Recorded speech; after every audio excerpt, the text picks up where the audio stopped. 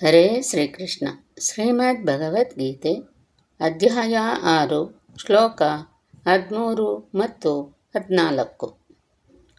ಸಮಂ ಕಾಯ ಶಿರೋ ಗ್ರೀವಂ ಧಾರಯನ್ನಚಲಂ ಸ್ಥಿರ ಸಂಪ್ರೇಕ್ಷ್ಯ ನಾಸಿಕಾಗ್ರಂ ಸ್ವಂ ದಿಶಶ್ಚಾನವಲೋಕಯನ್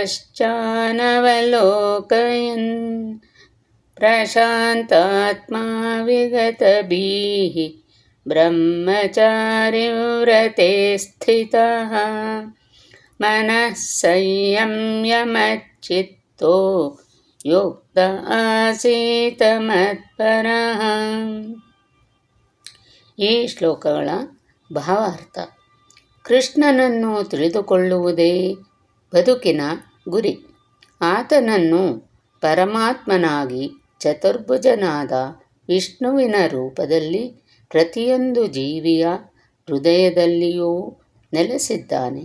ಯೋಗ ಪ್ರಕ್ರಿಯೆಯನ್ನು ಅಭ್ಯಾಸ ಮಾಡುವುದರ ಉದ್ದೇಶವು ಹೃದಯಸ್ಥನಾದ ಈ ವಿಷ್ಣುವಿನ ಅಂತರ್ಯಾಮಿ ರೂಪವನ್ನು ಕಂಡುಕೊಂಡು ನೋಡುವುದು ಮತ್ತೇನೂ ಅಲ್ಲ. ಈ ವಿಷ್ಣುಮೂರ್ತಿಯು ಮನುಷ್ಯನ ಹೃದಯದಲ್ಲಿರುವ ಕೃಷ್ಣನ ಸ್ವಾಂಶ ಪ್ರತಿನಿಧಿ. ಈ ವಿಷ್ಣುಮೂರ್ತಿಯ ಸಾಕ್ಷಾತ್ಕಾರದ ಉದ್ದೇಶವಿಲ್ಲದವನು ಅಣಕು ಯೋಗಾಭ್ಯಾಸದಲ್ಲಿ ತೊಡಗಿರುತ್ತಾನೆ.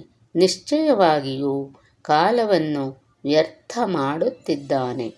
ಕೃಷ್ಣನೇ ಬದುಕಿನ ಕಟ್ಟಕಡೆಯ ಗುರಿ. ಹೃದಯದಲ್ಲಿ ನೆಲೆಸಿರುವ ವಿಷ್ಣುಮೂರ್ತಿಯು ಯೋಗಾಭ್ಯಾಸದ ಗುರಿ. ಹೃದಯದೊಳಗಿರುವ ಈ ವಿಷ್ಣುಮೂರ್ತಿಯ ಸಾಕ್ಷಾತ್ಕಾರವನ್ನು ಸಾಧಿಸಲು ಮನುಷ್ಯನು ಸಂಪೂರ್ಣವಾಗಿ ಜೀವನದಿಂದ ಮುಕ್ತನಾಗಿರಬೇಕು.